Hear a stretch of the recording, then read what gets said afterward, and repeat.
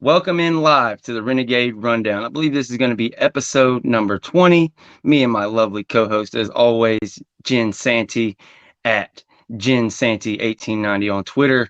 And today's special guest is the man of the hour, big game, James Coleman. Give it to the damn fullback, MFTK Foundation. A guy who is just an absolute beast out there, member of the Taxlsayer Gator Bowl committee, just out here doing all kind of stuff in the community. You got to see him on Game Day Live when he helped our buddy Jack out. Like, what's up, James, man? Thanks for joining us. We sure appreciate it, brother. Hey, man, I'm just happy to be here, guy, man. I'm blessed. Christmas season, my favorite time of the year. It's the only time where everybody can be. Well, I don't know how you guys talk on the show, so I'll try to clean it up. But you can keep it X-rated, baby. We just let it roll. The only time of year where people can be assholes and nice at the same time, because the music that's playing around is like pretty damn like happy. So like but it's cool. Outside of being disappointed from my team's performances last Friday that I coached, I stepped back and thought about how privileged I was even to be in that position and some of the positions I am. So I appreciate you having me on, Joe. I love the growth that we've seen, and from going from Facebook DMs and me telling you, man, do this, and that, and then to you doing this. It's been amazing. Been cool to watch, man. Absolutely, man. I tell everybody, this business and how it's been, the kind of the experience. I tell everybody, the biggest thing, I was lucky I met James Coleman and Chris Frater. And even talking about the DMs, that goes back before I even started doing anything. I hit you up on a couple, needed advice in life when I was going through a rough time there in like 2020, 21. So absolutely. I'm going to read off the tweet that I sent out yesterday that's went viral, if you will, for me, 40, 50,000 views. But it's kind of the inspiration for what I want to talk about on this show. And like you talked about, kind of getting over, being upset and getting fired up about what's to come. Because Mike Norvell is going to show the world what a championship program looks like here over the next few years. Lost in all this controversy is the trajectory of this Florida State program that he's built, and it's getting closer and closer to that apex, but it's nowhere near it. Okay, there's a monster building in Tallahasssee. The transfer portal just opened on October 4th. It's not even really got hot and heavy yet. All the names aren't in there. Cam Ward, DJ Ukulele. We'll talk about that, which one we think Florida State ends up with, but it's all in on kicking Georgia's ass in the Orange Bowl. And moving this thing down the road. We're going to get into conference realignment down the road in the episode for sure. That's another one of the hot topics. But man, just fired up for what's to come and what's next for this Noles team. Cam Ward and kind of what we're going to do in the portal, I guess, is the first big thing I want to talk about. We've been big on the Cam Ward train, me and Jen. But what are you thinking? Cam Ward or DJ Ukulele? What do you think?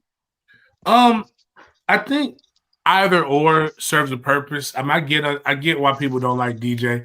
I think DJ's situation was a lack of continuity in his coordinators. You lost one to Virginia one season, the other one to South Florida one season, one to Virginia. Those were the guys who were the bread and butter, who really controlled Clemson's offense. That and then you brought in some new people. Dabo basically tried to run it himself and run it in-house. Then you brought in the former what's my guy's name? Riley. You brought in Baby Riley, Lincoln Riley's little brother, to be able to come in and try to run his a lethal simplicity, which a lot of us have heard that term before. So that's a little scary when you hear that term thrown around. But I think what DJ possesses is the arm strength and the speed. What we have with Jay Trav, what Cam Ward possesses is enough athleticism, but probably a little bit better surveyor of the field. And I think Mike can win with either. I think what we have to have with our quarterbacks, for our offensive line, because again, I get in so many arguments about run game, and I'm like, out of all the people on our beat, which I'm not on the beat, but out of all the people that cover Florida State, I'm probably the last person that you want to argue with about running game. Like, that's like, I really love that shit. It's what I do. Like, and I'm trying to tell them, like, it's really Jay Trav, the fear of Jay Trav running really opens up lanes. And I think DJ gives you that more. So I think either would be good. here's the thing. People thought Jordan Travis was a running back that could kind of throw. They made it sound like if Jordan Travis threw the ball, babies would cry. Like it was like it was an abomination to the game of football to see this man throw. Go to number 5 in the Heisman Trophy pick. And I'd argue that if he didn't get hurt against Northern Alabama, the game that he would have been able to put on against Florida and against Louisville would have definitely propelled him into at least getting an invite to New York City. So I like it. I think either one of those options are good. To be honest with you, I'd rather not see DJ in Miami. So like sometimes your best recruiting is preventing other people from going places. Yeah. So like I remember seeing Tim Tebow come on a visit to Florida State. We had absolutely no interest in using Tim Tebow. We just didn't want him to go to Florida. Right. And that's what I ended up picking up. And, he still went. But I think either or could fit. I think if we're trying to win depending on who comes back at wide receiver, if we're trying to, if we have 4 cats or 3 cats like we probably should have, give me Cam. If we only have, if our most veteran wide receiver is basically Destin Hill, give me DJ, and I will live and die by the big play. So yeah, I agree with that. I want to get Jen's opinion on it. Just my little 30-second take is that, like you said, DJU is more of a runner and could be dynamic and leverage that line like Jordan Trav does. I feel like Cam Ward is the dude. Like you said, if you got the pieces, he can be that point guard and take you to the highest level, take you to that playoff. What do you think, Jen? Well, okay, so I like DJ for here, honestly, but I do like Cam Ward, but I don't like the $2 million price tag that they're talking about. I think right. I think that's I'm not saying anything bad about him at all, but unless you have a slam dunk with a national championships, something like that, is it wise to do that? But I really don't want Cam Ward in Miami, so maybe. But again, I also don't really worry about who Miami has at quarterback because they're going to ruin them. I agree. I could be wrong because I do think that Miami's offensive coordinator. I don't think he's as bad as they think he is. I think Mario messes with that. Yeah, he's not going to let him do what he needs to do. And as long as he's involved with a quarterback. Okay. Somebody asked me on Twitter about Norvell's record. What's Norvell's record? Well, it's 31-16 at Florida State after going on a 19-0 run. But overall, and it's the same thing with Cristobal, so don't throw me, it was Memphis, it don't count, because FIU and his G5 stops are included. Mario Cristobal, Mike Norvell is 69-31 overall, including Memphis and Florida State. That's only 2 stops. Cristobal got his 69th win in the second week of this year with, I believe, he had 67 losses at the time. So just put that in context. And yeah, I agree. It doesn't really matter who goes down there. I think he might as well be Jimbo today, but Cristobal, yeah, he interferes. But at the same time, you still don't want him in that matchup. Yeah, he did. He got fired by FIU. Then he went to the they wouldn't give the rehabilitation therapy. Yeah. But Miami wouldn't give Butch Jones an interview when that happened. FIU goes on to hire Butch Jones, and then Butch Jones beats Miami with his FIO team. He took over from Cristobal. So I absolutely love that. Cristobal hasn't really, and to his defense too, is Mike at that point hadn't done it either. Hadn't built programs. So I mean, it takes a little bit longer for a guy who doesn't have that experience. I mean, this was a hell of an undertaking for Mike to take this job, which is why it wasn't that I support whoever the head coach is at Florida State. I am logo. I like, even though I like Mike, but I support the logo. My coach is dead. I play for Bobby, so like that's the only person that I have true like loyalty to.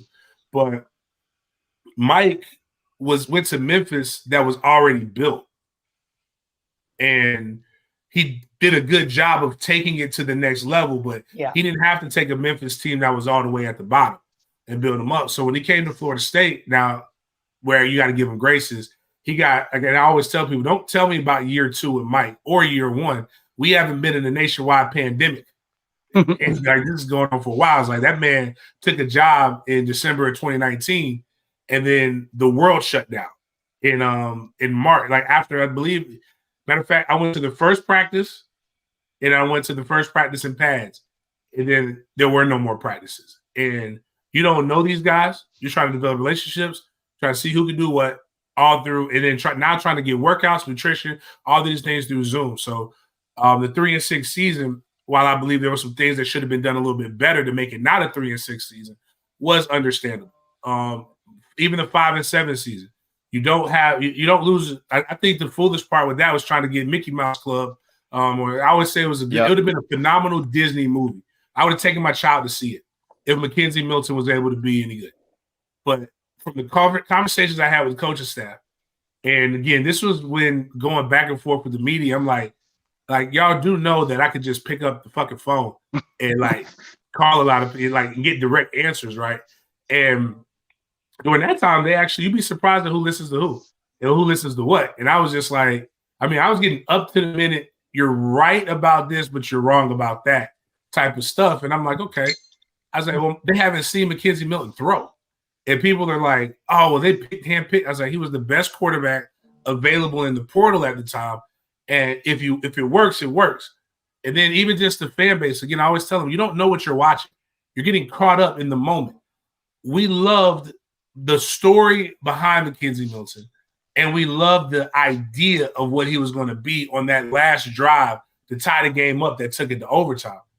Without realizing that, Jordan Travis put us in the position to get there. Mm-hmm. And Kenny Dillingham comes on and says they both gained 40 yards on that drive. He's like, Jay Trav got hurt and could not finish.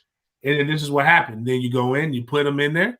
He gets hurt. They lose to Jacksonville State, which should have never happened. And a lot of it was because Mackenzie could not even walk sometimes. So it's like literally on one leg. But Mike was a year behind, and I think had he just stuck with my high school coach used to say this. You got to dance when it comes to quarterback play, you got to dance with the lady you bring, no matter how she looks. You cannot ditch her for the prom queen because the prom queen is interested in you. You ride with who you ride with. And now if you're going into a situation where you can't pull yourself back to the expectations, then you're fine. But I think if Jay Trav plays that entire season, we see an exponential jump. Maybe where we're at this year, we would have been at last year. I think that was an 8-9 win team that they ended up not going to a bowl game with. And go back and watch the games with that mentality, with that thought process. It'd be like, man, if Jay Trav plays this whole game, we probably win this. But again, all props to what Mackenzie brought to the table. But that's why you have to be careful with the transfer portal. Yep. You bring in somebody, and then the locker room has to get behind somebody, right? Look, that's what Mike Norvell. That's what's been so amazing is that he's done. He brings these FSU guys in, and so like, who's the next one? He hasn't had to do it but one time for the most important position on the field. That's true. Very true. Quarterback. And we see. I like Tate. I want Tate to be great. I want Tate to make it. Really, his decision making skills and how fast both him and Brock is really where the problem comes in. So that means Brock might not be ready. I don't want to throw Luke, a true freshman, into this situation because if we do that, then I know the goal is just to go to a big-time bowl game. It's not to make the 12-team playoff if everything is played fairly. Like I get it. We're all mad. Rightfully so. We're all mad, and we got done wrong. But like, as a guy who played in 2 Orange Bowls, it ain't chocolate. It ain't the national championship. It ain't the college football playoff, guys. But damn it, it's Miami in December, and it's women. You're on the beach. It's fun. They give you a lot of money. It's a lot of cool shit that goes down there. Like at New Year's. Come on, guys, it'll be a big party. You go get and the game is it's not like my game. My game was at 8 p.m. my senior year. We went into think triple overtime. So I didn't even get a chance to sign with my agent to get the good steak at the good steak. That was Penn State, right? Yeah, Penn State. Yep. The game, it was like over at 2:00 in the morning. I ain't gonna hold you. I was ready for the game to be over. And I didn't even give a damn anymore. I'm like, the game don't matter no more. Like, I mean, shit. Who win? I just want to go get my NFL career started. So, I mean, that's really been my whole thing. Is a bunch of people are just like this game doesn't matter anymore. This doesn't. I'm like, to you, as like, and to the seniors and the draft eligible guys, but to that freshman, that sophomore, that junior, it means the world to them. Like $2,500. Actually, I even say this.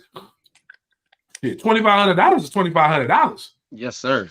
Like, I guarantee you, everybody in that chat right now, if somebody say, hey, you got to go to Miami. All right, you're supposed to go to New Orleans, and you're supposed to compete for this thing right here. And I know whatever you earn is good. Like, you got, but I got $2,500 for you if you go to Miami for 3 days. Like, that's just to get there. I'll be tweeting out from Miami about how pissed off I am. So quick, dog. I mean, but the other side of it too. Going back to the quarterbacks, I don't think Cam Ward's asking price is $2 million. I don't. Okay. Haven't been seen these contracts, and I had somebody because I covered the Jags and last Jags home game. Somebody came up to Monday Night Football last week. Somebody came up to me and told me because they always preface it with a booster told me this. Yeah. I'm like, if y'all knew how little, it's 4 boosters now. I ain't gonna hold you. They know everything, but everybody can't be friends with these 4 boosters. Like, these guys are, these are the guys that if they say, you fired, bro, your days are numbered. Like, because they give enough money to be able to say, hey, and it's not be a booster. I'm not telling you not to be a booster. I'm just telling you that most boosters don't know the inner workings of what goes down in that. And rightfully so. They should know. There's levels to it. There's levels. When somebody told me what one player was making, I said, bro, he's not making that. I was like, I think what caught me off guard is I think the person who said that was Matt Rule. Matt Rule. Okay, Matt Rule said maybe for Nebraska $1 million to get a good quarterback, right? And we don't have that at Nebraska. 2 days later, Matt Rule is entertaining bringing Ohio State's quarterback in. Yeah. Like, I don't trust anybody who looks like an Oompa Loompa. I don't know how tall Matt Rule really is. He looks like a little person. Short. Like, you know, the little person, people who are proportional. Like, he looks like one of those. And when he was with the Panthers, I didn't trust him then. I don't trust any of those guys. But, like, even my guy Marvin Harrison Jr., they're talking about $20 to $25 million. Listen, that's in it. You can buy a whole football team. That's quarterback money. That's quarterback money. That's like top 20 quarterback in the NFL money. Yeah, he's not gonna make just under Lamar Jackson. Yeah, he's not gonna nobody's giving that, man. Come on, guys. And by the way, he's going to the NFL. Like, there's no way he comes back to school. What are you doing? Yeah, but back to the portal though, man. Moving on from the quarterbacks, there haven't been a ton of huge names per se, but the one defensive lineman, I'm drawing a blank on his name, but the defensive back from Georgia, Nyland Green. What's the kid? He's got a brother or cousin that plays at Miami, the defensive end from Georgia Tech. Really like that guy. I think the key, like you said, more than anything, like, you got to get a quarterback, but you got to have a team around him. And I think people have really kind of thrown out the portal since they've seen Florida State with a number 3 recruiting class, possibly bringing in Jeremiah Smith. You've already got 2 5-star DBs. You've got Kai Bates. You've got Jamari Howard. You've got all these guys. So people think they're just going to bring in a handful of portal guys. But I'm on the opposite end. I think they signed 10+ guys. I think they just continue to leverage what Mike Norvell has been absolutely the best at. It's like he kind of had to do it during COVID, but look, now it is what it is. And I'll pull these names up in just a minute, but go get as many guys as you want. Like, what do you think? Are you more on the 5, 6 guys or 10, 12 guys? And if there's any particular guys you want to bring up, for sure. Can I just say one more thing on the quarterbacks? Go ahead. I'm sorry. Go ahead, Jim. Absolutely. Because of the quarterbacks that are available, because of the quarterbacks that are out there, I firmly believe that if Florida State doesn't sign one, then that means that this coaching staff didn't find that fit, and is fine moving forward with what they have. And I feel like fans should trust that. Like, don't get your pitchforks out. Don't light your torches. That's all I wanted to say, because this is a very hard position to bring a portal person in. This is elite. This is the leader of your team. If the fit isn't there, it will be a mess. And you don't want to pay for bringing a kid, NIL him, do all this, and then it not fit. So the fit has to be there. The chemistry with other players have to be there, which is also why I could see it being DJ over Cam. That's all I'm going to say. That's where I would go with that. Definitely understand that. And maybe Northern Alabama, quick game, really can't. The guys get the 1 reps. The guys got all the 1 reps. And then for Brock Glenn was put in an impossible situation. This is when you need a bye week, right? Yep. Because all right, let me explain how practices work. Because a lot of people I don't read a lot of content, but I listen to people, and then I'm like, you don't know what a football practice is like. So 24 periods is what most standard practices are. So 24 times 5, that gets you each period is roughly 5 minutes. So it's about roughly 2.5 hours, if I'm thinking correctly. I might be off, but it's about that. In that, you have about half of the practice is going to be spent on install, offense, going on things. So in 5 minutes, what we used to be able to do, we can run 4 if we do everything right perfectly. You run 4 plays with the 1s, and then the 2s run those same 4 plays right back. So you can get at most, but if you don't want to do that, you need to fit stuff in. You get 8 plays with the 1s. So again, let's go 10 periods of install, right? So that means you can get 40 plays in one day with 1s and the 2s. Now notice I said the 1s and the 2s. You know who doesn't really get reps during the season? The 3s. The 3s don't get many reps unless somebody in the 1s and the 2s are hurt and you're able to kind of go back in there. Now, if the 1s mess up because of the look, that means that's less reps for the 2s. So I'm saying this all to say is that Brock went in with very few reps, and he is a true freshman. And the only way that I can tell people, if you want to know what it's like on that level, my first game I played against the University of Miami in 2002. It's when I broke my red shirt. Man, it was like Jamie Foxx's first play at any given Sunday when he came off the bench. All I saw was blurs, and I was trying to hit a blur. Now, by the time I played Florida, which was about, I believe 5 or 6 games later, the game slowed down. But it took 5 to 6 games for me to play, I was getting 2 reps at that time. Actually, a mix between 1 and 2 reps during that time, and the game really slowed down for me. So I can only imagine what it's like at quarterback. So I think that with a 15 more, this is why the bowl game is important for people who say, why play it? It's because if that's our mindset, I'm with you. I'm riding down with Florida State. It doesn't matter. Goddamn it, let's lead the NCAA. But if we're going to try to play for the championship next year, you know what the hell we need? We need 15 more practices and a live exhibition game, whatever you want to call it, so that we can see what we have, win or lose, to set up for next year. Invaluable. And I think Brock coming in, Tate coming in, you can actually find what they're comfortable doing and set it up. But it's hard to do that in 1 week. And that's where I just was like, it's wild. Plus, I'm of the ilk. It's not UCF if the AP and the ESPN coaches poll vote you as the number 1 team in the nation. Absolutely, especially if you can get a Bama or a Texas to go through and win this damn thing, you're the only undefeated P5 champion. I'm right there with you. Go there and kick Georgia's ass and just fight this narrative regardless. And like you said, practice is so reduced to this day. And I love that explanation you gave for our audience. Me as somebody who didn't play college football, I don't have that expertise. But yeah, you laid that out there beautifully. Now the NFL is different because you've done it before. It's a profession. It's more film study. It's more mental in the NFL. college, each level, so NFL, you can just watch. You should. They expect you when they write it on that board. They expect you to know it. College, you want to get more reps, but they're going to write it on the board. Expect you to know. High school is literally all reps, like just rep, muscle memory, and then like I think like I'm about to go watch my son play.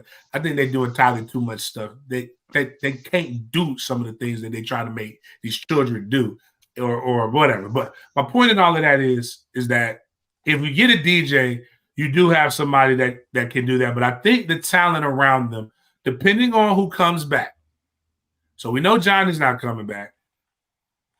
Verse? We know Keon. Hearing whispers about Verse. But I'm saying for the ball, I'm talking about offense right now. Our defense, I trust a good, hard, aggressive Fuller D. Whatever he got over there, whatever he got going on over there, I trust that. Right now, it's the offense that I'm not 1,000% sure about. But if you figure that out and we feel we have the weapons and we're going to use the weapons to our advantage, then just get the person advancing the ball forward. Like that would be throw the bitch forward. Don't hold it. Like throw it away. Do something. Don't take a sack in the end zone. That's all I ask you to do. But I digress. That was the one scary play. But the guy I was trying to think of earlier is Samson Okunlula out of Pitt. I think he's going to be a stud. I hope we can get him in there. I think they're going to get him on a visit.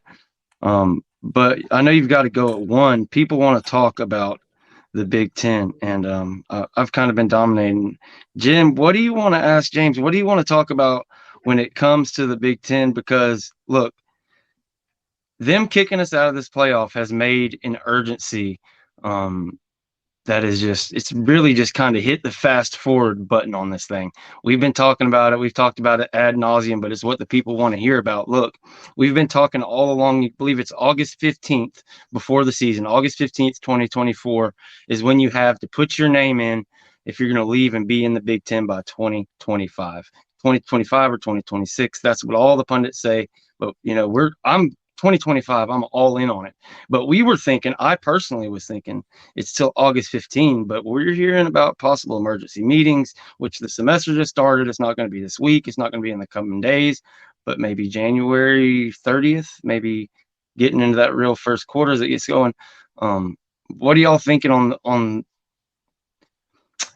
conference realignment, and what can we tell the people to just get them to understand and relax that Florida State's going to the Big Ten, and even if it's not Big Ten, it will be the SEC. This is not going to stand. They're so fired up. The administration, everybody's locked in to get this thing, and Florida State's, they're going to be out, period. Well, I mean, I've kind of thought it was the Big Ten all along. I know there's a lot of fans that would prefer the SEC, but everything I've heard, I don't know how much the SEC is willing. I don't want to say that they don't want Florida State, but I think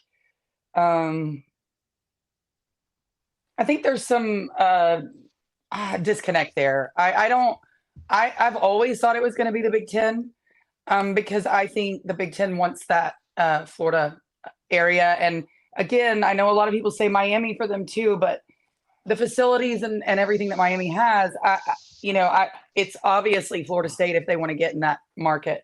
As far as I'm concerned. Yeah, they're saying Clemson supposedly isn't. I guess the latest rumor is that Miami's more likely to be the partner, but we could go out there and announce us getting out without a partner. No. Yeah. I think what happens is they got to figure out what to pair you with. But me and Chris Ray Sporadic's been talking about this for the better part of 2 years. Absolutely. We've had a guy, I can't think of his name right now, but I'm probably going to bring him back on in the offseason because he's amazing.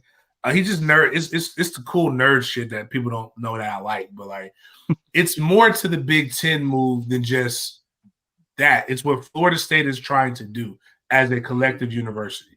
Absolutely. Where we want to win national championships, Florida State University has one objective mission, and that is to beat the University of Florida at everything on the academic side. So in order for us to do that, and continue to be the flagship for where people come to for research, we got to do something that's different than what Florida and the Big Ten and the Big Ten AU and a lot of those different, Big Ten AAU and a lot of those things that I'll spare you the details with or bore you with are what you really want. Now, I will say the ACC bringing Cal into the fold does kind of like, because Cal is one of the bigger academic research institutions in the nation. I mean, their medical is so big that they won't allow them to count it. They have to count it separately.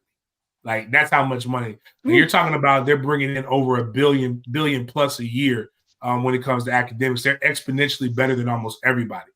But from a football perspective, a lot of fans are just looking at the map and saying, oh, I could drive to Tuscaloosa. I could do this. Mind you, you're talking about 6-8 hour drives either way, like wherever you're trying to go. And you're also talking about places that aren't in major metros. Like, I found out about Ole Miss this year. I would hate to play Ole Miss. Why? Because I got to fly to Memphis, Tennessee, and then I got to drive 2 hours to go to Oxford to not be able to get a damn hotel, because y'all complain about the hotel prices in Tallahassee. Wait till you go try to buy a hotel room in Tuscaloosa. Like, it's the same exact. All of those cities in the SEC have the same exact hotel and travel price problem that you have in Tallahassee, because smaller cities. Now, what does the Big Ten present? Tell you, if you went to Pittsburgh this year, you know what Pittsburgh wasn't hard to get into?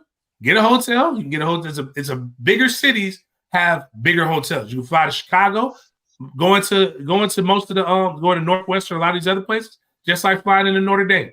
Like Notre Dame, you don't fly into South Bend if you can help it. You fly into Chicago and then you drive over. But there's a lot of hotels. There's places to stay. There's life. There's culture. You can fly into Philly. You can fly into other stuff. And then when people talk about cold, I know they ain't never looked at a map.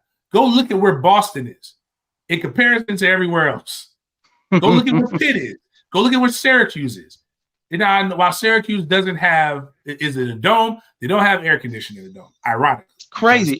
Used to be sponsored by Carrier. Right. Fucking AC company, and they don't have AC in the bitch. Like, which what? is ironic. But the thing is that a lot of this stuff you can get to, and then it's ways to be able to get to them. And the flight out to Cali, if you're flying to Dublin, I don't want to hear you crying about flying to Cali. Like, if you're going, like, it's a lot of the stuff is just, it's not even that big of a deal. But it gives us a good brand of football, and it gives us more money. It helps expand the city. Again, I'm a capitalist. Expand the city. You're gonna have more people wonder. It's not gonna solve the hotel problem, because guess what? Big Ten.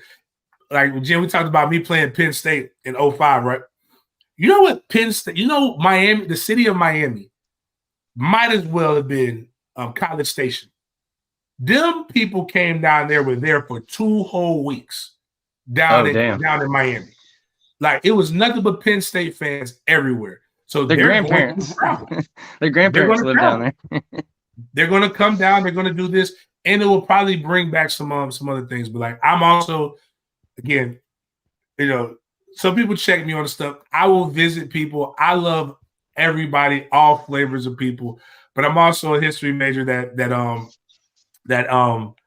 with focuses on African history, African American history, and I'm freaking absolutely terrified of Alabama and Mississippi. And it's got nothing to do with them. I know there are great people there, but my mom was alive when a lot of this stuff, like a lot of crazy shit happened. So some of those crazies are still alive. So when those crazies die a little bit, then I won't mind driving to Tuscaloosa at night or driving to Mississippi at night. Hell, I'll go mess with George, but there's some places over there in West Florida that I don't really rock with like that. But all I'm saying is, wherever we go, it got to be out of the ACC, because the ACC has basically shown us that they do not have any interest in preservation. Because I'll leave you with this: I can't even think of let's say President Fuchs. He's not that president of Florida anymore, but he used to be the president of Florida. I just like saying his name. I'm sure I said it wrong, but it's spelled like that. If he was on the board of the college football, if he was the chairman or the president of the college football playoff committee, and Alabama was undefeated, and people were questioning the SEC if Florida State had one loss, but competed against everybody else and played in some really, really good matchups. Florida State would never be in that. It would have never happened to an SEC school, no matter what happened. All they did was prove everything that Florida State has been saying about why they don't want to be in the ACC. Because Boo's one job, like even if he didn't have any control, I would have immediately done the at least save face. I immediately turned in my resignation. This is no longer about who the best team is. It is merely a beauty contest. We are not doing this the right way. The whole thing about sending different representatives from different conferences, different teams, different places of life is that you're supposed to defend the shit you represent. You know what I mean? It's like, and yeah, there's no argument. We've talked about that, and there's no way that ACC is so far removed. Our schedule is up there. There's no doubt about it. But yeah, what Florida State has built, there's kind of, go ahead, Jen. I was just going to say, you notice, I mean, some of the fans are talking about Florida State's strength of schedule. That's the SEC fan brainworms that they do. But when you listen to the talking heads, they are running so far from Florida State's schedule and their strength of record and all those things that they don't even mention that. You know, they're not trying to do that because they know it's wrong. And that's just fans. You know, SEC fans think Vanderbilt can be, you know, any team because they're in the SEC, right? So that's something that is so interesting about it for me, is because it has nothing to do about Florida State being a weaker team or playing a weaker schedule. They're not even trying to put out that lie right now because they know that they can't. Now, SEC fans pick that up, but you know, they're delusional all on their own. But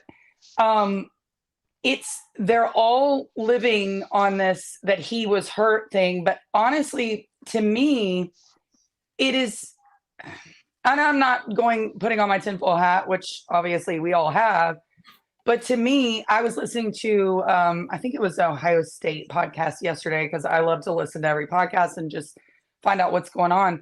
And they were talking about how, you know, stuff that you guys have talked about, that Florida State had sent, you know, reps to Chicago and all these things for forever. And they're like, you got to put this 2 and 2 together here, guys. Like, you can listen to these rumors, but it is Florida State is the one that they're talking about, you know, coming into the Big Ten, just like, you know, that we've talked about here, because I just don't see the SEC. Let's talk about this shit. Yeah, I just don't. I'm not saying that the SEC wouldn't be a huge upgrade from the ACC. That's not what I'm saying. I don't think that's where the admin at Florida State is angling for.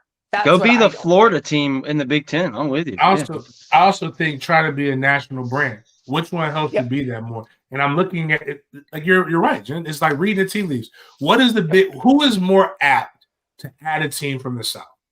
The team that's expanded all the way west, north, and south on the West Coast, that has the Midwest, that has the East Coast.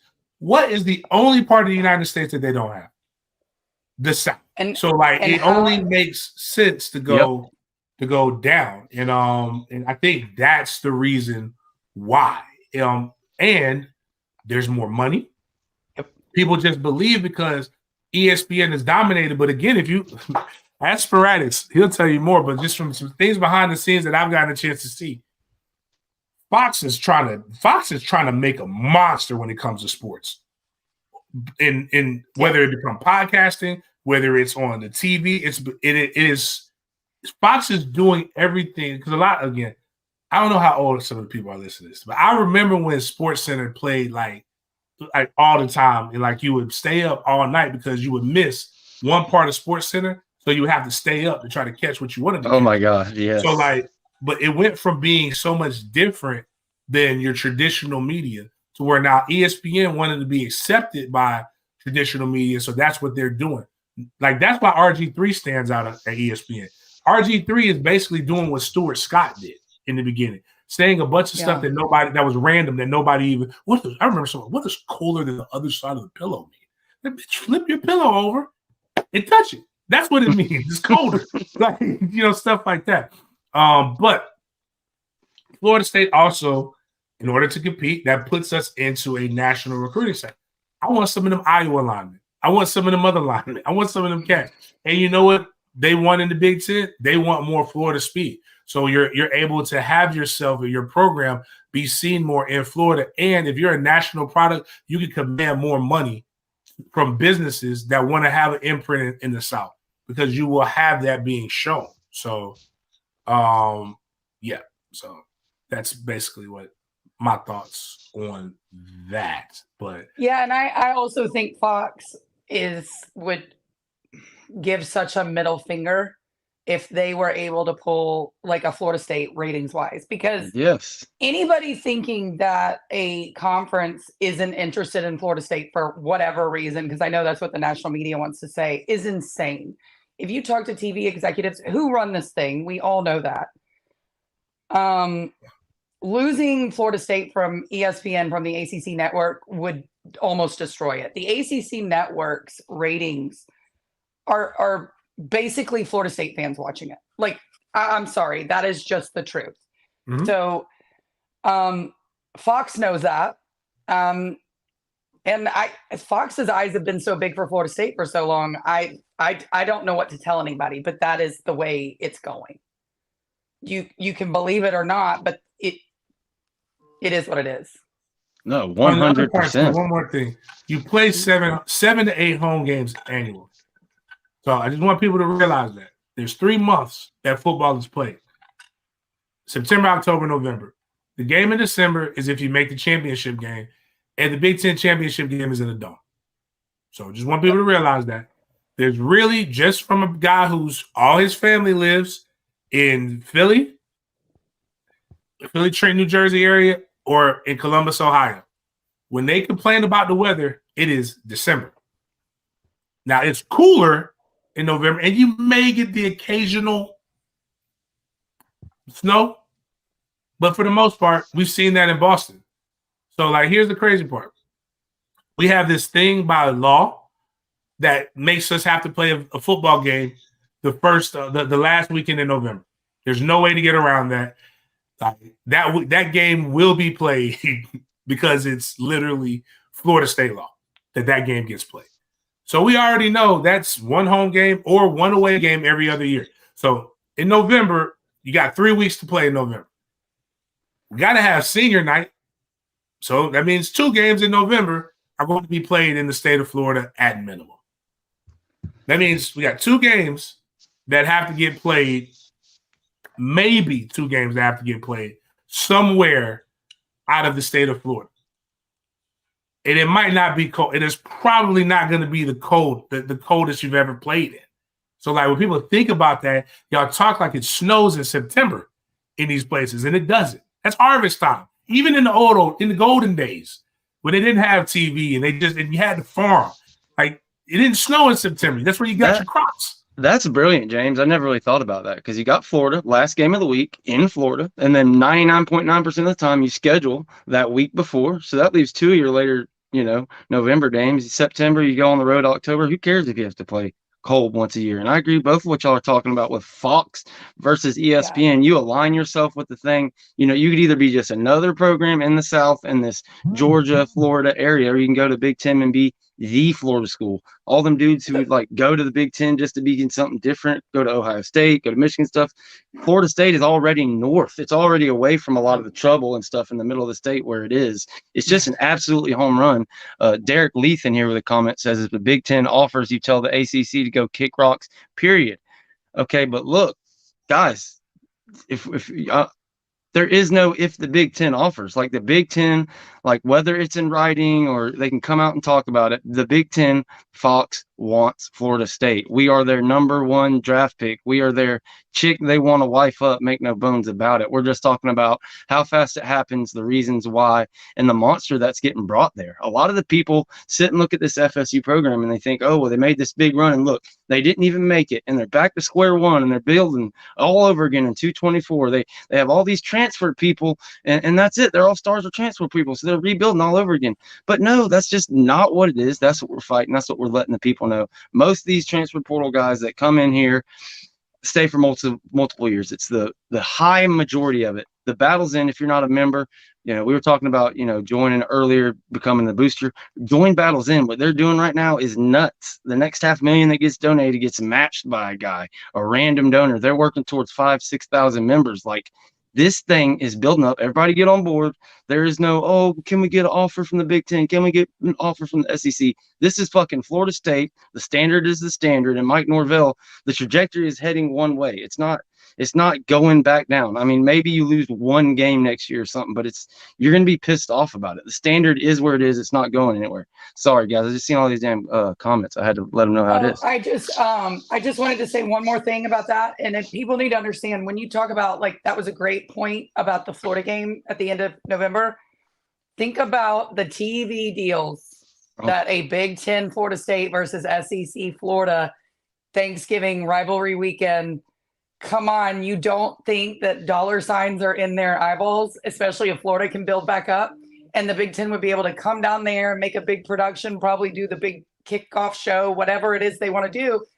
And you're talking, that is major, major eyeballs. And for anybody saying, oh, well, Florida State says Florida State's that's what they see. That's what they see. And if you don't think they're thinking, oh my gosh, an annual Big Ten versus SEC rivalry game that has to play, come on.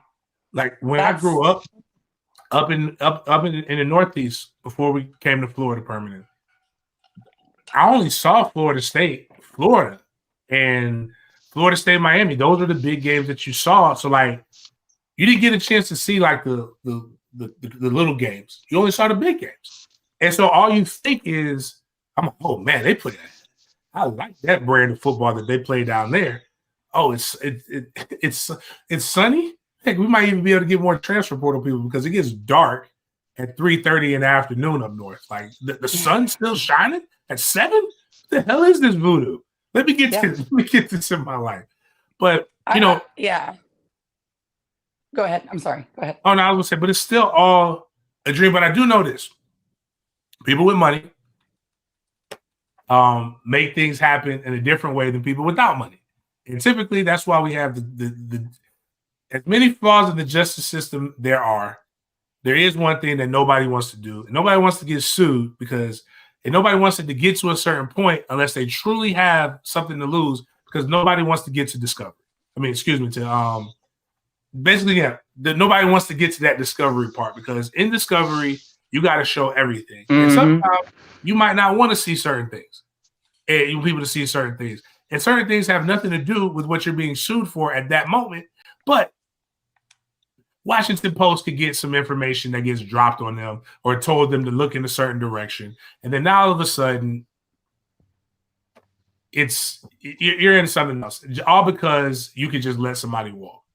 And I think eventually you'll see Florida State get let out of the GOR get dissolved. So, it's going to happen. You don't have to believe it, but it's a lot of things in this world that adults believe that they probably shouldn't believe. Nobody questions you on that. So, but I do know this: money makes the world go around. I believe money is the reason why we're not in the college football playoff.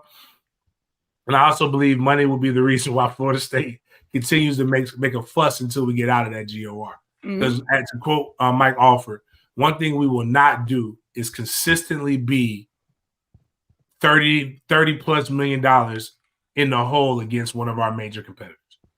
Like that, you cannot win that way. Not if sports is important to you. Absolutely. I know you've got to make sure you get that Jaguars film in for your other jobs and stuff, but we sure appreciate you. I mean, you're more than welcome to keep going, but I know you had that. I got one question. Jim, what was it like on the Big Fruit Roll-Up? Oh, it was fun. I had fun. I got a message that Kenny Shaw had a family emergency, so they asked if I could fill in, and we were doing a show, and I said, all right. Sure, I'm already lined up to, sit up here and do this, so why not?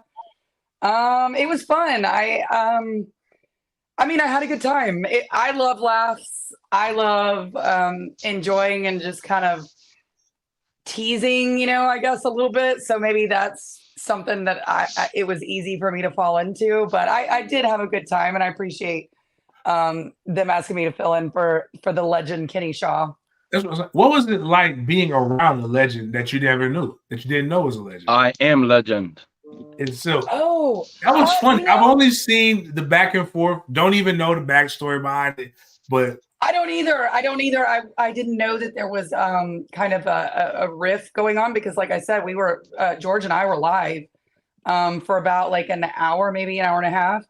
And so I had no idea, because I wasn't kind of keeping up with it. But they were very respectful to me.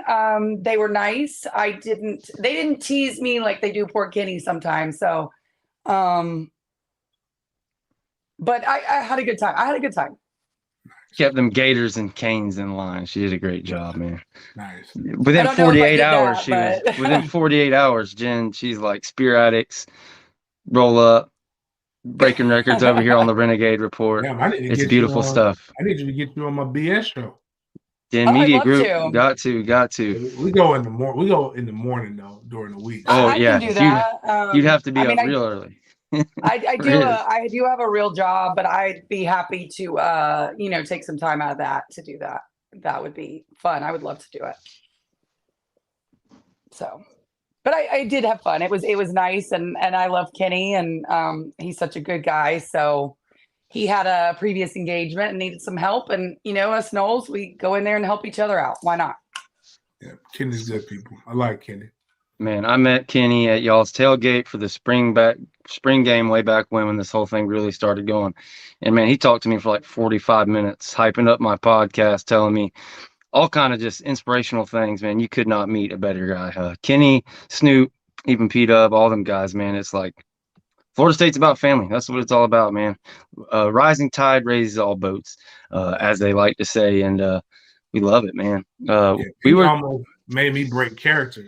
On Monday, I was doing a Monday night football broadcasting, and Pete has a very distinct voice, and Pete is one of my good friends, and I don't know why, but we didn't play together, and it's just, I guess, I always tell people the one thing I would never do is toot my own horn, because I know guys who really, really, really are legends. So like I don't ever want to get into a measuring contest like with somebody that I know. As my grandmother said, don't get into a measuring contest unless you know you got 12 or more, because there's always room that somebody's gonna beat you. And I'm like, I don't go into these things because again, knowing some of these guys and what they have, like what they've accomplished on the football field, I'm just a happy to be here guy. But they come in and like I'm over here doing my show, and I don't expect him to be in Jacksonville. He's like, "Hey, JC, I know you hear me." I'm like, "That sounds like Pete." And then people were like, "My face on TV went from serious to like I'm sitting there like, why does it sound like Peter Ward calling my name because there's nothing but darkness out there. It's pitch black out there, and he just happened to be there. But it's a dope opportunity. I mean, dope. When you play in Florida State, you get a chance to meet some of the legends, get a chance to talk to some of them, and even going back and talking to some of these young guys. Like they're very, even if they don't know who the hell we are, they're still very receptive to knowing that, oh, that guy must have played here. That's the only reason he's on the sideline during the game. Nobody else is here, but I like him, man. I really wish nothing but the best for these guys, and cats like Kalen DeLoach, like really great developed relationship with his family. Love his dad like he's like a brother. But it's dope, man. I can't wait to see where Mike is going to continue to take this team. So, yeah. So, yeah. I mean, what time is it? I'm excited to see it. You are 5 past 1 Eastern. Yeah. I ain't got nobody scored yet, so that's the yeah, we usually open it up for questions. I don't know if you had to go, we were going to do it after, but if you want to, we can open it up and take a few questions. It's up to you, man. I'm good. All right. Good deal. We'll throw the line up there, and we usually go, till they run out of questions or whatever. We got about 400 people live in here, so I know some people got some questions. Anything you got, man, get it up there. We're going to throw the number up there. Get your questions in for Jen, James, or myself, anyone. Heck, if you got a Jaguars question, ask him. I don't care. We're just hanging out here at the Renegade Report I guess Rundown. I'm just glad the Jaguars weren't told their season was over. Like, I think that was nice of the NFL not to do. I don't know what we did to my guy Trevor, but he's out there running around we must have did the Mr. Miyagi thing to him. Oh, he's out there now? Okay. Yeah, he was warming up. So who y'all got today? I didn't even look. Playing the Browns. Oh, okay. And y'all should get that dub for sure. Then our defense has been wilding lately. So, but I've been so busy. I have not watched the NFL at all. Usually I'm that red zone dude. Block off my schedule Sunday, 7 hours. But I've been so busy, doing all this shit. James, I talk to Chris about it all the time. I don't know how you two do what y'all do, because y'all have 10 times more going on with me, have several kids and everything else. And y'all, I'm not going to lie. It's unreal how y'all pull it off, man. Money is a motivator. For I sure. have another job. This is the only.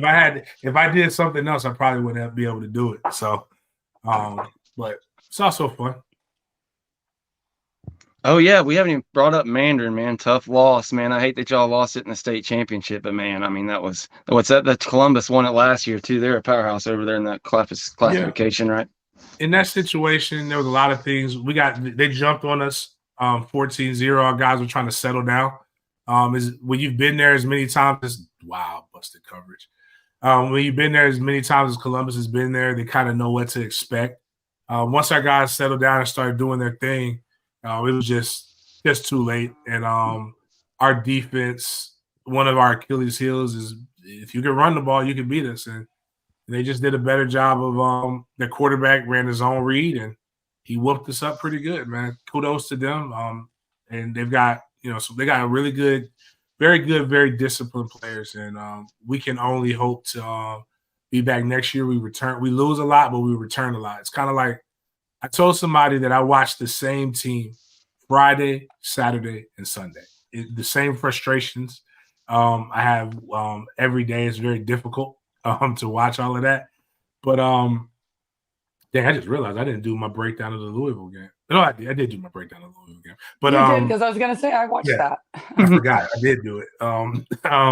But my running back did well. We have a 5-star wide receiver in Jamie French who proved why he's a 5-star, and our guys are just really, really good. So great group of kids, and winning. What people got to realize is this: a winning program recruits itself. So a lot of people are curious to what we have going on at Mandarin and why we were able to do what we were able to do. And so we're gonna get in that weight room January 10th, and the goal is to be back in Tallahassee, Florida. And hopefully walk away with one this time. But it was an incredible atmosphere. I mean, it was loud. I mean, DJ was bumping. A bunch of Florida State fans would hate it because they hate the DJs now. They want to hear the band. But right. if you're young, it was really the energy level. That DJ brought the energy level up to a level of play where you can't even I can't even explain it to you. Man, and Joko's still at the Browns. I guess he got a touchdown. I thought that he was just going to come in and just tear the league up, but he's kind of one of those guys who just looks like he should be the best player in the league, but he's just going to be that journeyman. I thought he was in Black Panther. He got one of the Black Panther names. We finally got a question here. Jerry Steinza, I believe. Sorry if I messed that name up, buddy, but when will the big announcement come? We talked about it earlier, guys. There's no guaranteed date of an announcement. Saw another comment talking about the next bot meeting, or the next possible meeting is going to be around January 31st. That's a possibility, but look, guys, we're not going to come up here and bullshit you and tell you that somebody told us this is when the announcement's going to come. We're just going to tell you it's sped up. And the deadline is, I believe, August 15th of 2024. That's the absolute last moment they have to put in to be out. And that would put us in a new conference by 2025. That's what we're selling here at the Renegade Rundown. But sooner than later, with everything that happened, get kicked out of the playoffs, we see it coming sooner than that August 15th. But we'll see. I would tell everybody to put your notifications on Twitter on Bruce Feldman and Brett McMurphy. What will happen, and we all know how this works, it will be a leak that comes out where they will say this is a supposed thing that could happen. It's a developing story. Then Pete Thamel will copy it and then put it out, and then it will be on ESPN. We know how that works. And then it will just be done. Like it will be like the next day, or it will just be announced and it will be done. That's how that works. But if I needed to look, if I wanted to follow some reporters that were really good at that, I would definitely say Bruce Feldman, Brett McMurphy. They always have this stuff first. And then, of course, ESPN copies. And then, you know, I just love their fights. I love Brett McMurphy and Pete Thamel's fights. It's so funny. He's like, did you copy why don't you just ask me for my tweet next time?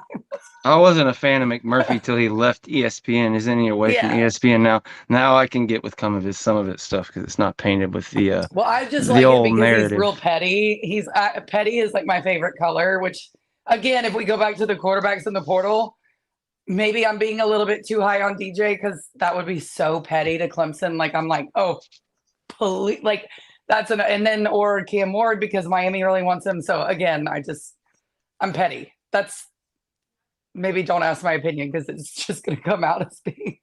I just want whatever hurts my opponents more. That's Absolutely. all. And again, guys, the number's up on the screen. If y'all want to call or text in your takes or questions, we will get them up there.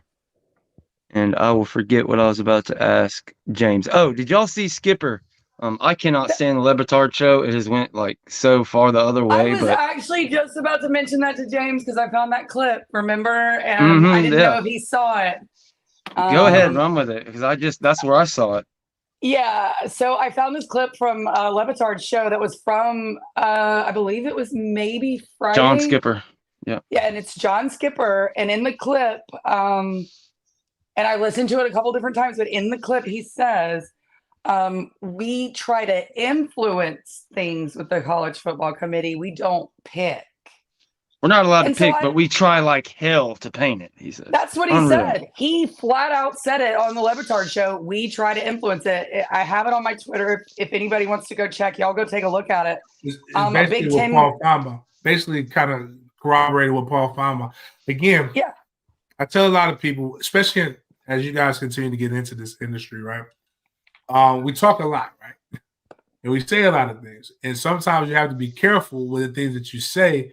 In particular, when people are threatening things like we have the governor saying, like, hey, I'm giving $1 million to the university for whatever kind of lawsuit that they want to do and blah, blah, blah.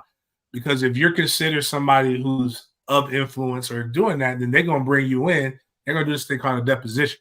And in the deposition, you're held accountable for what you say. And that's why I do my dirt all by my lonely. That way, I can't have no offense to you. I can't. Me and Jen will never do dirt together because I don't know if Jen's not going to snitch and say something. It say something back. That way, I know it's only one person who can tell on me, and that's me. Yep. And these guys are literally saying all of the things that we believe. I said it on Mark Rogers. I said it on my show. I'm not one of those guys. I'm going to be successful and badass because that's what my mama raised me to be. And I'm going to win because I like to win. And sometimes things just don't pan out for you. But I said, remember, I told all FSU fans this. You get mad at me, you can call it some woke liberal ideology, whatever you want to. But you know how you're mad because everybody told us all year, it's in your head. We're like, ESPN is picking on us. They tell you now, why would ESPN pick on you? Why would they do this? It doesn't make any sense. It doesn't benefit them. They're basically telling you you're crazy for how you feel as you're doing these different things. Yeah. But that is because and then you go and you win and you do everything they told you to do. Right. And then they put somebody in that's not qualified. That's not as qualified as you. I said, welcome to the world. Like, if you want to know what a minority feels like, that's what some are telling you they feel like. And you tell them they're crazy on a much lower scale, something that doesn't matter, something that truly doesn't impact us outside of entertainment. And it still doesn't matter. It's just having empathy. It's literally, you got to go out there and do what you're supposed to do because sometimes life is a beauty contest. Yep. Yeah. And it doesn't work all the time for you. You can do everything right and it doesn't work out. That's sports. Sports, the first thing they teach you in sports management at Florida State is that sports is a microcosm of society. When you realize that, like that's why when people say, I don't want, and then now it's also, I joked about it. People every day say, I don't want to keep politics out of my sports. First thing we do is got the governor suing, threatening to sue people. That's politics in sports. And I always joke, when has politics never been in sports? The reason why we're able to have this podcast, and I joke and I say, the most iconic person in the civil rights movement that's never talked about is Paul Bear Bryant. Paul Bear Bryant brought them boys from USC on purpose to come in to Tuscaloosa to whoop his ass so that he can go out and go recruit some black players. And then we got integration. Then we started seeing a whole bunch of other stuff happening. It's great. Crazy how that works. Same thing with the portal. A comedian, a white comedian, I can't remember his name, made the biggest joke. And he was talking about, he's like, if the LGBTQVC community wanted to have what they need, he's talking about football's so powerful that Disney made a movie about how it ended racism. Remember the Titans. He's like, these people hated each other, but they came together when the football team, high school football team, went 5-0, was on the way to get the state. He said, what they need to do is make a movie about a team full of transmissions beating the Alabama Crimson Tide. They'll be like, man, them boys sure dress weird. God damn it, they got some heart. They can play some damn football. He's like, again, sports is a great unifier, and we want it to be pure, but it's also been the thing that has forced us to be able to be on multiple sides. That's forced us to pick sides and to be able to do some things that are incredibly great. The locker room in of itself is one of the dopest places ever. Like the first time I met a guy from California, I thought he was just weird as Halloween on a Friday with a full moon. I did dip for the first time with my redneck friends, and there was offensive linemen. They were really big. I went hunting. I had never done any of that stuff. I remember my daughter said one of our redneck teammates, he grew his beard out, and she thought he was Santa Claus. She's like, Daddy, I did not know Santa Claus played for Florida State. It was so many things in different environments and people who grew up differently that we were forced into a pressure situation. Kind of like the military does too.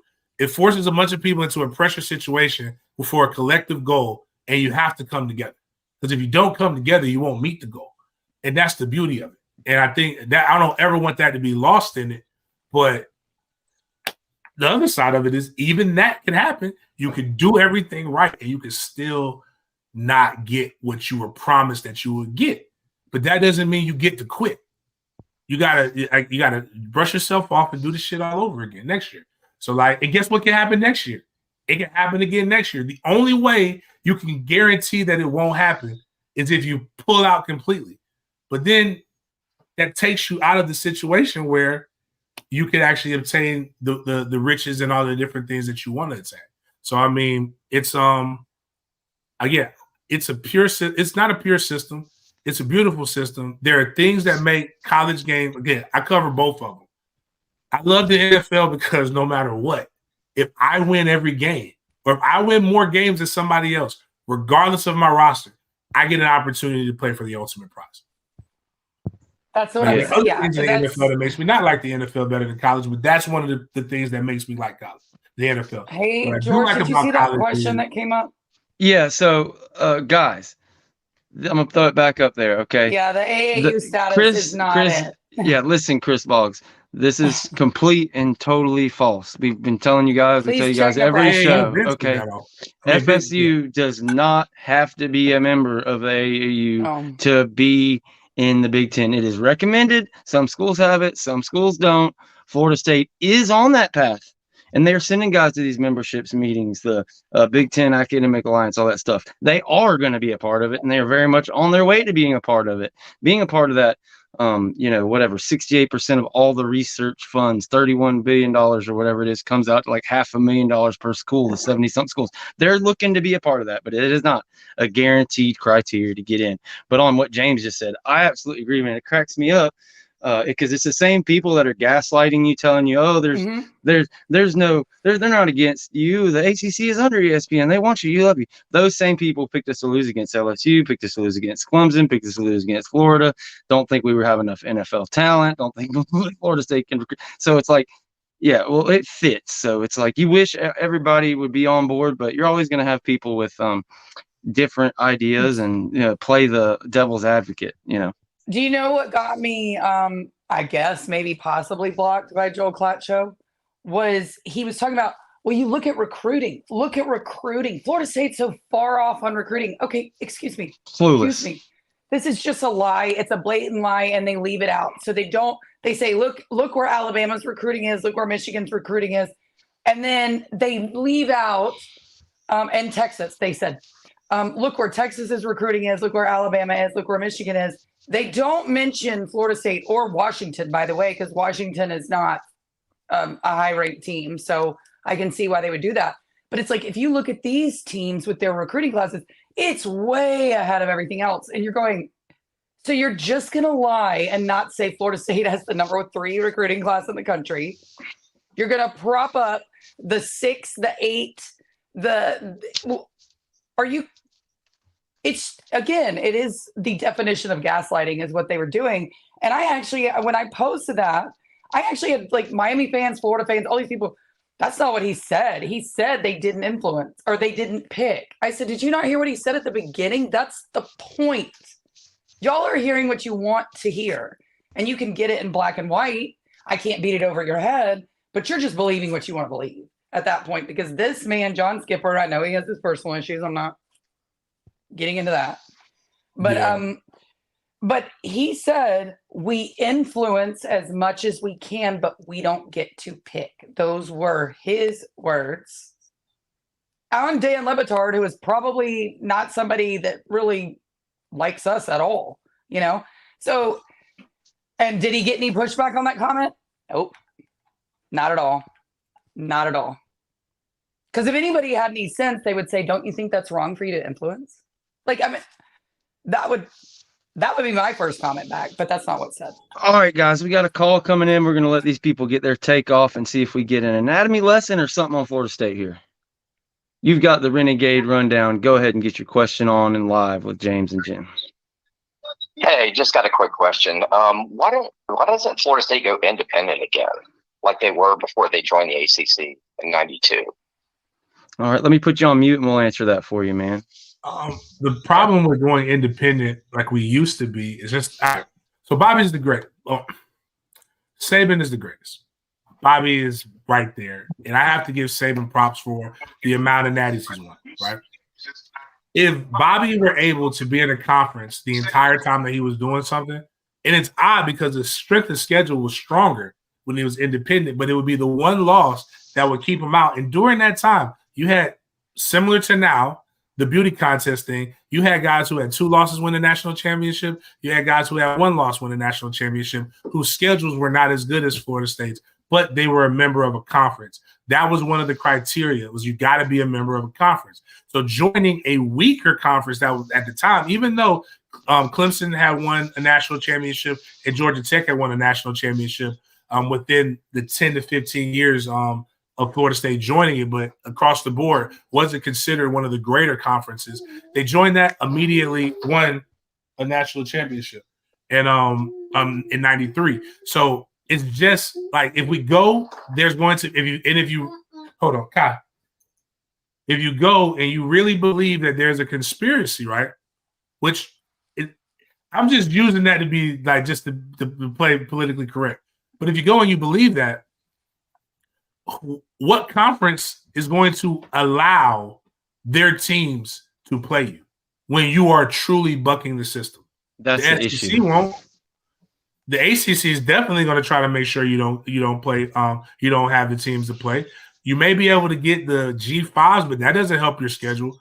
The Big 10 might not be. And so while I do think independent provides you an opportunity to get more revenues and get more money, I don't think independent provides you the opportunity to potentially get more revenues because of what we created with the streaming network.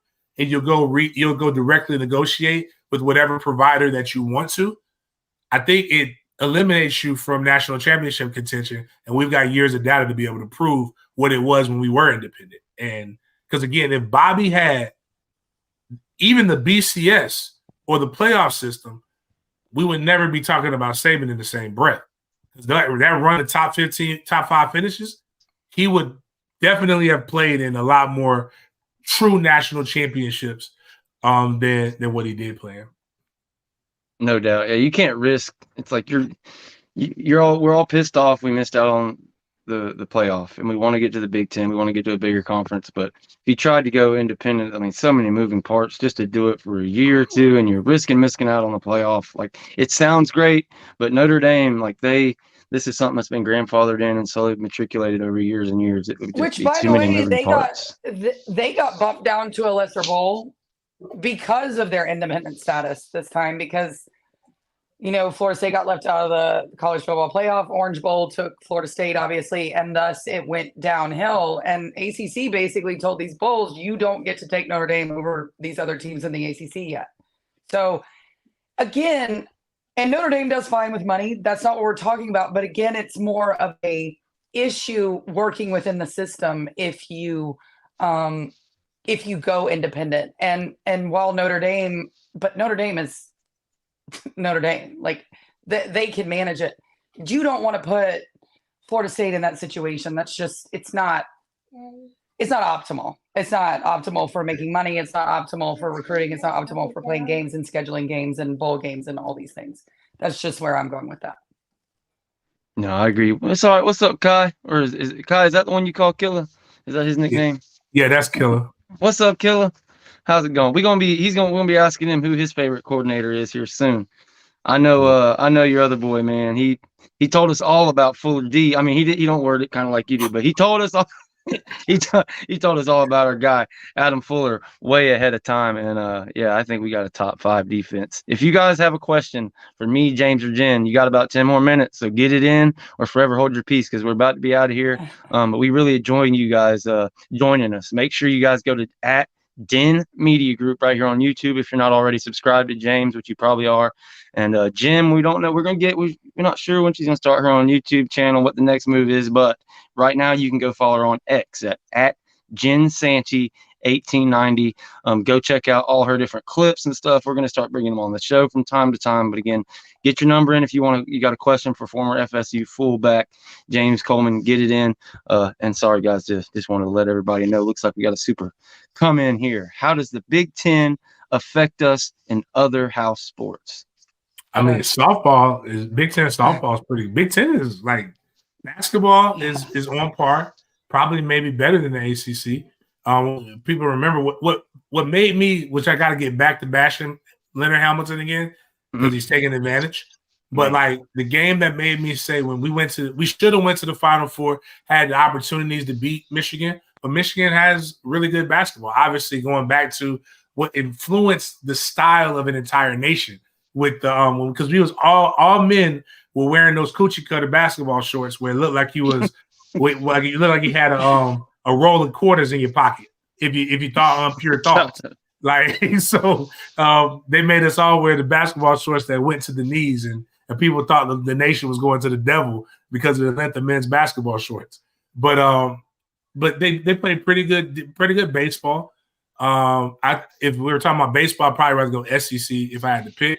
But it's just, I mean, all their sports are pretty good.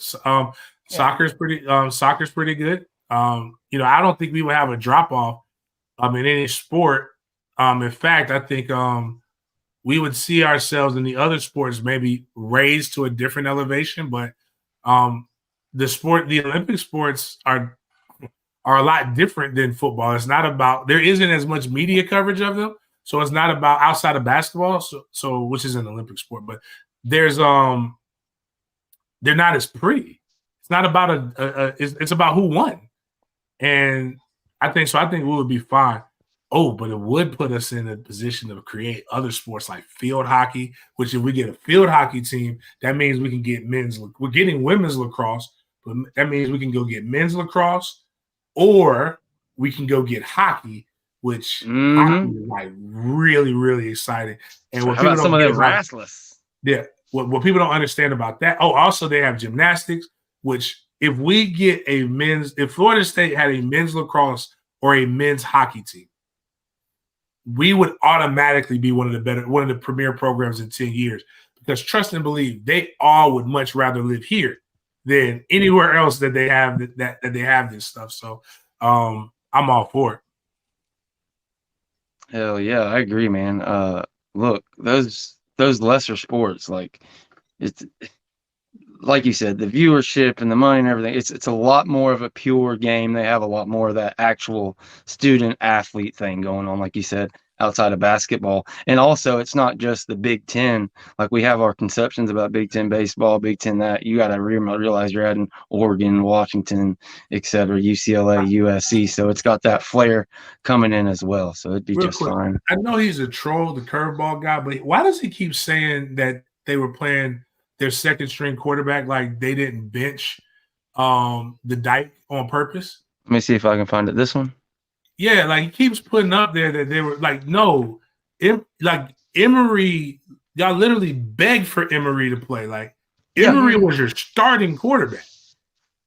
And your defense, you didn't lose 3 quarters. You had a couple of them. I mean, Nigel Lee Kelly was out, but he had been out for quite some time. The reality of the situation is I'm very disappointed in Miami. I've never said this on your show, but I'm disappointed in Miami because the way Miami played Louisville was not the way that Miami played Florida State. Miami played Louisville like they believed that they could win that game. The truth is, your lying-ass Cuban didn't believe he could beat Florida State. Yep. And they called an offense that fit that narrative. They did not let Emory push the ball down the field. You want to know why? Because they knew it was very difficult to be able to do that. In fact, the only touchdown that he scored that was outside of the one might have been a push off, but I'll give Young his props. He got. I think it was Young, whatever the wide receiver that just hit the transfer portal name was. He got his touchdown. He got the jump ball in the end zone.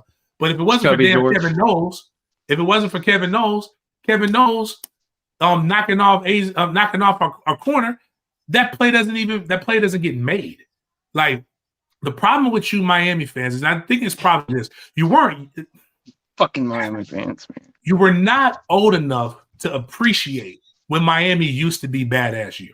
See, I'm old enough. I'm grown. They claim that shit, though. They claim the fuck out of it. I was Killer's age when they was winning championships. So I know a lot of y'all wasn't old enough to remember it. So, like, you got to stop trying to be the badasses because you're not the badasses anymore. You got to find a new way to be that. Nobody fears you. That's why Georgia Tech can score the way they scored on you. Because the reality of the situation is you're the reason why.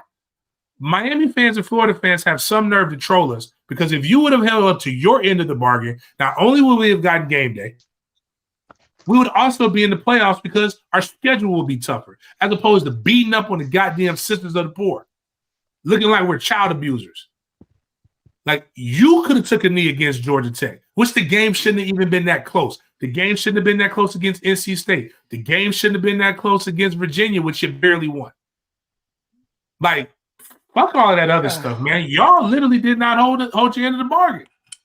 And I really don't need to hear anything else from Miami fans about how great they are when they've literally been on a 2-week-long 5-loss parade of videos celebrating a play that was DPI.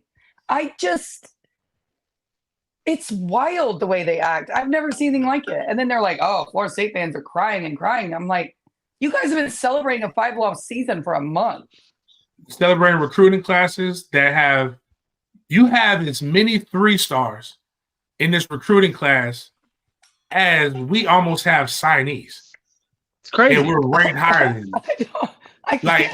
If you sign 35 players, like, you should have a top 5 class. You signed 35 high school kids on top of calling yourself Portal Combat in the beginning of it, having more transfers than us, but then talking about us having transfers, talking about Jay Trav, who was a 6-year guy, when you have a guy who is applying for his 9th year of eligibility.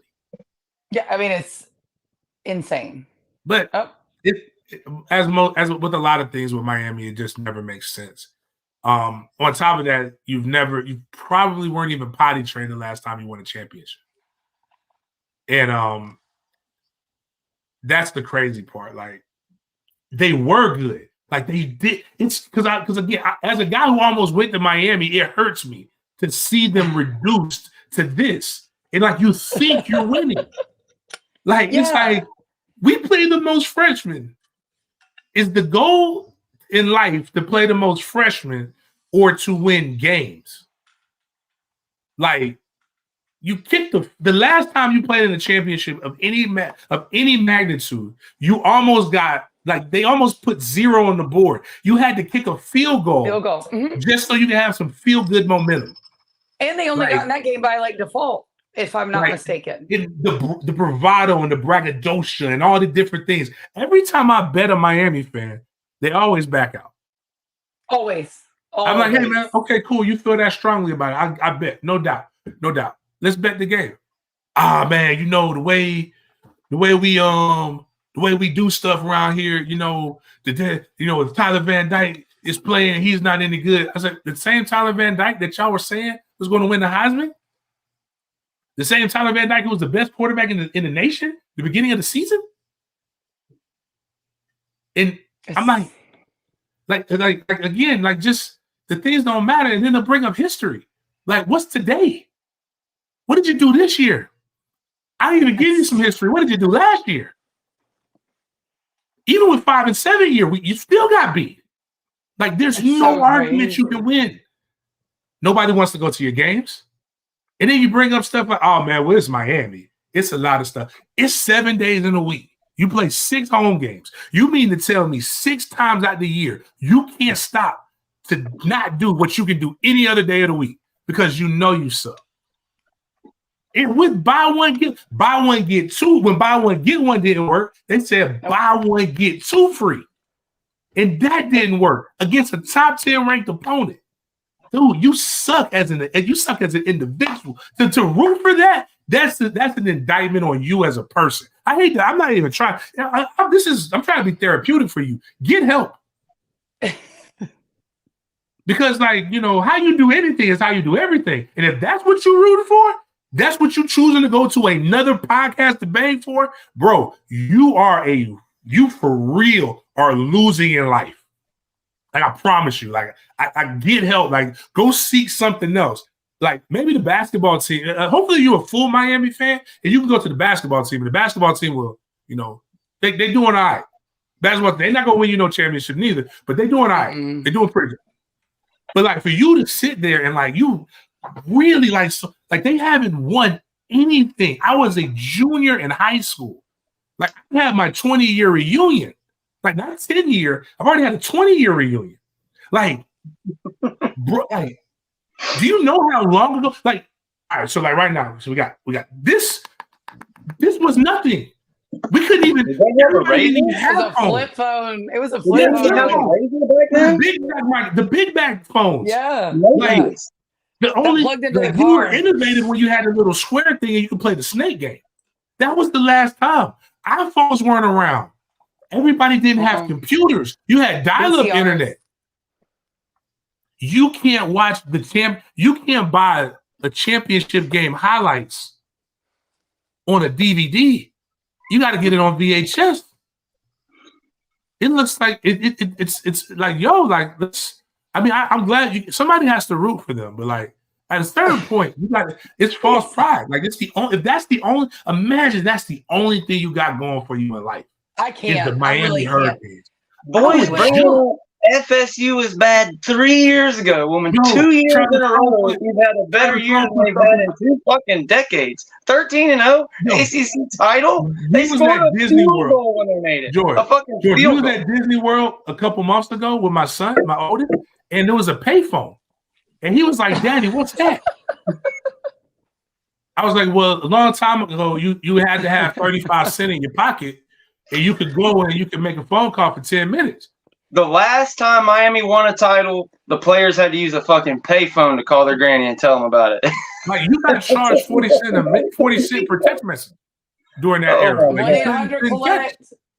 Your parents would drop you off at the skating rink and you'd call them on the collect and say, I'm ready as your name. And then they just come pick you up, right? That part. Like, so they can hang up. I get a hold of their mama when she went to town to go grocery shopping. They had to call.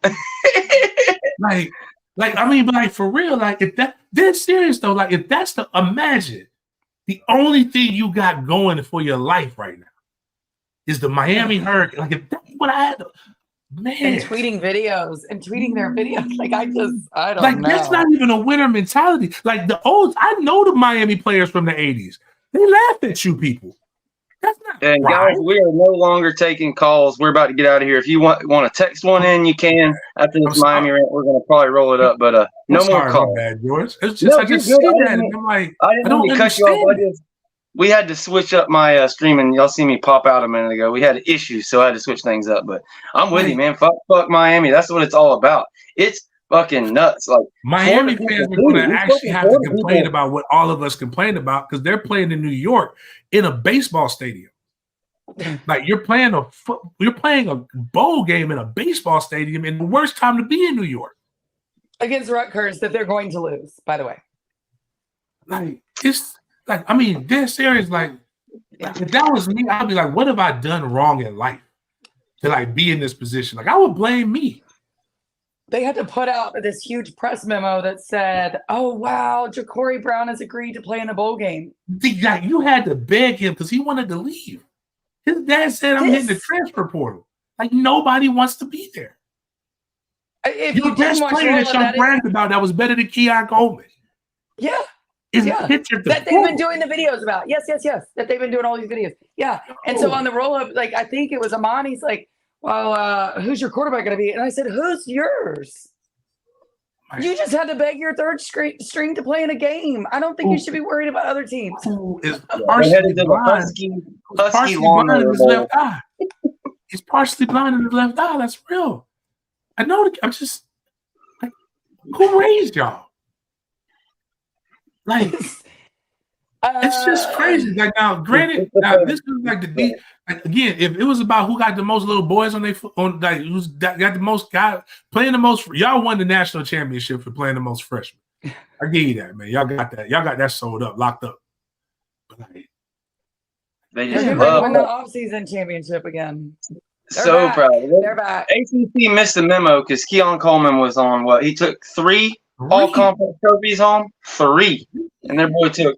None. What? And was it Jacoby George that hit the portal, or was it the other one, Colby Young? They got more about to hit the portal too. Bragging about that boy all year about how he's this, that, better than Coleman. First chance he gets, his ass is out of there. And trying to get our guys to come down there. Trying to get our guys to come down there. Our guys said, "Man, we know that money funny down there." Like, well, and it's not just funny. The only thing good in Miami is tostones and cafe con leche. That's it, man. And some my bad. The guava pastries. That's it. That's about it, man. Yeah. People talking about opt-outs and all this stuff. There's it's going to be a while before we have a good picture on the opt-outs. I'm hoping most everybody plays, but for sure we know Keon Coleman has opted out, and I'm pretty sure Johnny Wilson as well. We'll get a better idea of that. Go ahead. Last thing I got. Imagine a world where the conference you're in has an automatic playing bowl in your city, and you've never played in it since you've been in that conference. That's wild. That is wild. I love that. I love that tape. Like, imagine a world where all you have to do, the only thing you got to do, because you're so great, is win your conference. So awesome. And at minimum, you get to play a home game in a stadium that's literally your stadium. Like, I just want y'all to realize this, and this is why I leave you with my man Curve. I'm gonna throw you a curveball. Our guys get to put their jock straps in your guys' lockers. Like, we get to put all of our belongings. We get to use your stuff because you don't have any use for it. We get to go into your stadium that you rent. Don't have to pay any rent for it. They just give it to us. See, when you win, they just give it to you. See, if you would win, Hard Rock Stadium. I mean, it is Hard Rock Stadium. It is the Seminole. In front of your bitches, in front of your peoples, like driving a bus that's completely wrapped that lets everybody know that Florida State's in town. And y'all can't even do that. Y'all got a chance to do that one time in 2003. But like, That's crazy, man. I could never imagine. I couldn't fathom that, man. I couldn't fathom that. Like if they had a bowl game in Tallahassee and all I had to do was the minimum, and I could play in the bowl game in Tallahassee, and then my rival gets to do it way more times than I've ever got to do. Matter of fact, everybody else in the conference has gotten the opportunity to ride around my city and play in a bowl game except for me. Other teams like Florida State fucking pissed we got to go to the Orange Bowl. And these motherfuckers ain't even made it once. It's wild, man. That's crazy. We're talking about whether we should opt out or not. Them boys would like give their left arm to make the Orange Bowl just one time. Oh, Since not how they would tell it. Them boys ain't been back. Not how they would tell it. They would prefer to be, playing in the Pop-Tart, whatever, the Lawnmower Bowl, whatever it is.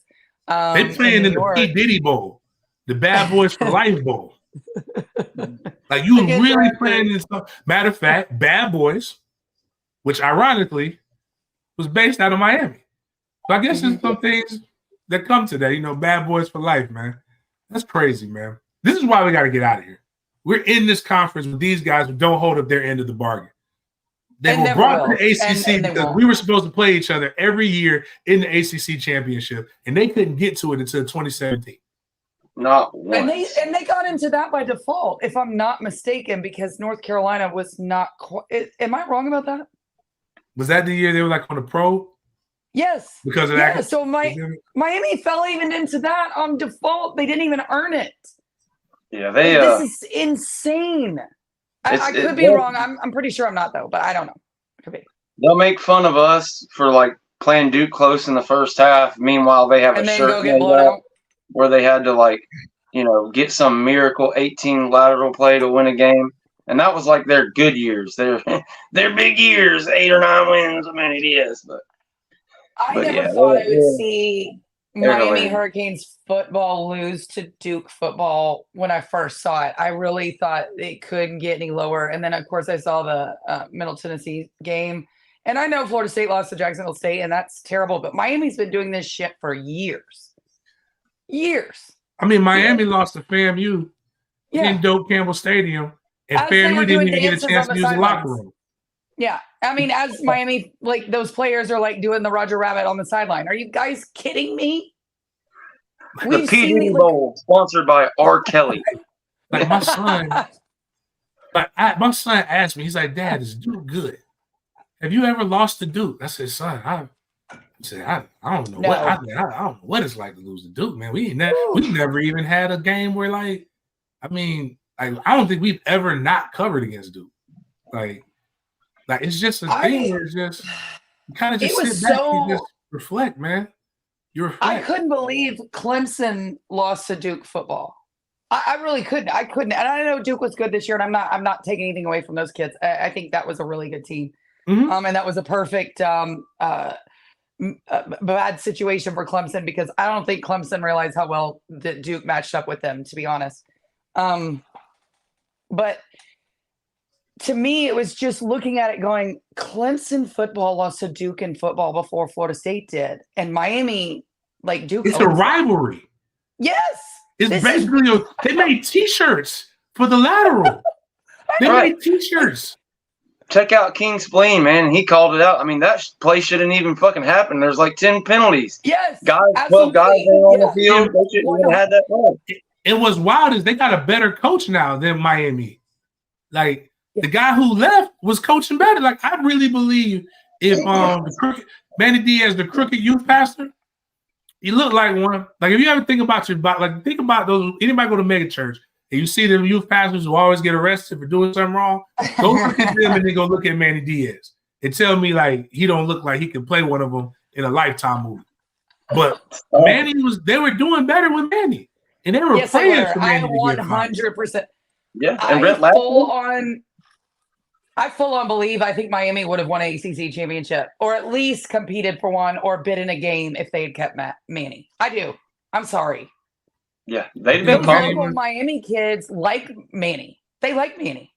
I think Diaz would have done way better than I mean, it was again, because even with that, they tried to. My bad.